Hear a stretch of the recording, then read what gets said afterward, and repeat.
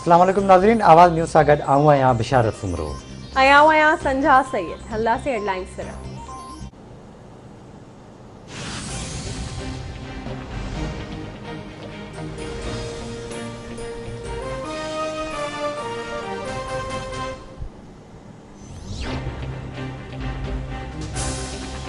मुस्लिम league नून जी नायब सदर मरियम नवाज़ चयो आहे त यूसुफ रज़ा गिलानी पीटीएम जो गॾियल उम्मीदवार आहे।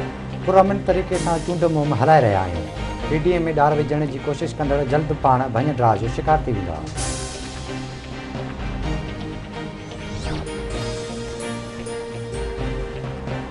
बलूचिस्तान के इलाके कचलाक में दहशतगर्दन जो एफसी चेक पोस्ट ते हमलो। ISPR मूजिब सिपाही असद मेहदी शहीद थी वियो। हमले खां पोइ इलाइक़े खे सील कयो वियो।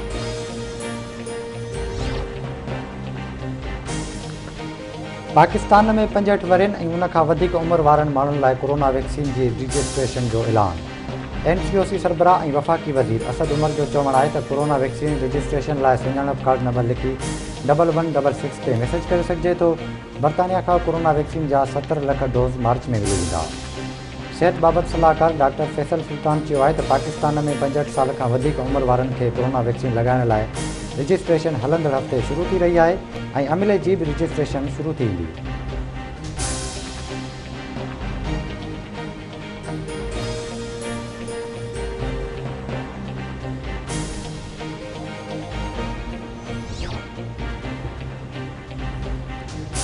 सेनेट चूंडुनि लाइ नामज़दगी कागज़ जमा कराइण जो अॼु आख़िरी ॾियारो। हुक्मरान जमायत PTI, पीपल्स पार्टी, नून लीग, JUI समेत ॿियनि जमायतुनि जे अक्सर उम्मीदवार नामज़दगी फॉर्म जमा कराए छॾिया।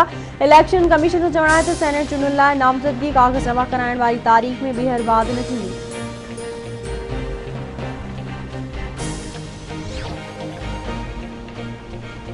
पीपल्स पार्टी तेल जे अघनि में ॿीहर वाध खे रद्द करे छॾियो। पेट्रोलियम शयुनि जे अघनि में वाध वज़ीर आज़म इमरान ख़ान ऐं ओगरा जी गठजोड़ करार। PP सीनेटर शीरी रहमान जो चवणु आहे त पीपल्स पार्टी नायल हुकूमत जी मिनी बजट खे रद्द करे थी।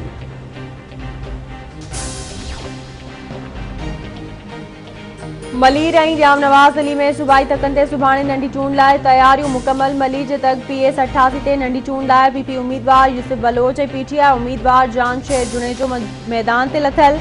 जाम नवाज़ अली जे तक PS 43 ते PP उम्मीदवार जाम शबीर ऐं PTI उम्मीदवार मुश्ताक जुनेजो में मुक़ाबले जा इम्कान। जाम नवाज़ अली जे तक ते 34 पोलिंग स्टेशन हसास ऐं 37 इंतहाई हसास करार।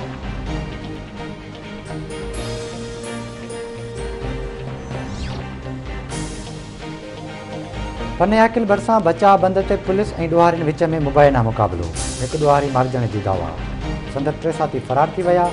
मारिजी वियल ॾोहारी जे कब्ज़े मां क्लाशन कोफ ऐं गोलियूं बरामद। ॾोहारी जी सुञाणप मोहम्मद अली ॻुड़रो तौर थी। पुलिस जो चवणु आहे त जवाबदार मुख़्तलिफ़ ज़िलनि जी पुलिस खे केसनि में घुर्बल हो।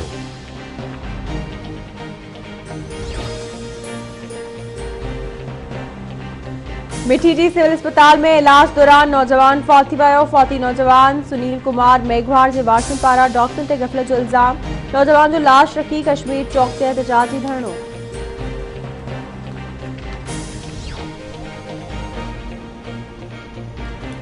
मलेर में अगवा खां पोइ जिनसी ॾाढाई जो निशानो बणियल नारी बुशरा राजपर जे केस में घुर्बल जवाबदार कानून जे पकड़ में न अची सघिया।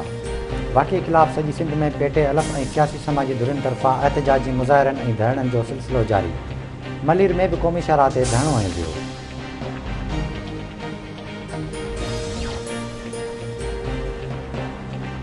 सिंध में वाहन ऐं शाखुनि तां कब्ज़ा ख़त्म कराइण लाइ आपाशी खाते पारां ऑपरेशन जारी। केतिरियूं अदावतूं डाहे पटिते वयूं। हद दख़लियूं ॾियण ऐं अदावतूं डाहण ख़िलाफ़ मुख़्तलिफ़ शहरनि में एहतजाजी मुज़ाहिरा करे धरणा हंया विया।